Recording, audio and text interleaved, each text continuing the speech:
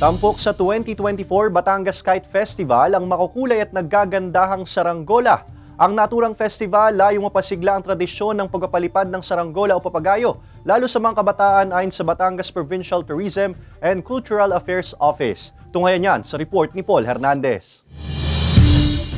Sulit ang pamamasyal sa Batangas, sa kapatagan man, sa karagatan hanggang sa kalangitan. Kasi nga, it's a weekend of almost everything that flies. Maaaliw sa makukulay na saranggola o papagayo kung tawagin din sa Batangas na animoy sumasayaw-sayaw sa ere. Tila ba nagto-throwback sa kabataan? Panahong wala pang mga gadgets at tanging pagpapawis at paglalaro sa labas ng bahay ang inaatupag. Yan naman din daw ang layunin ng Provincial Tourism and Cultural Affairs Office o PTCAO Batangas na buhayin ang tradisyon ng pagpapalipad ng saranggola sa Batangas Kite Festival 2024.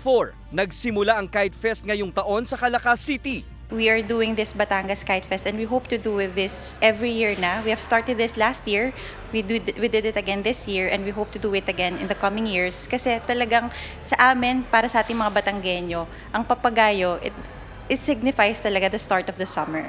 Hindi lang daw patayugan, tagisan din daw ito ng pagiging malikhain ng mga Batanggenyo. Mula flat kite hanggang sa mga geometric o 3D design, bida sa kompetisyon. Paraan na rin daw ito para mapasigla pa ang bonding activity ng mga magpapamilya at magbabarkada. Nagdatingan sa amin yung mga participants, kasama nila mga anak nila, mga kapatid, mga asawa, to witness the event and to parang pinapahiram nila sa mga anak nila para ma-experience yung pagpapagayo.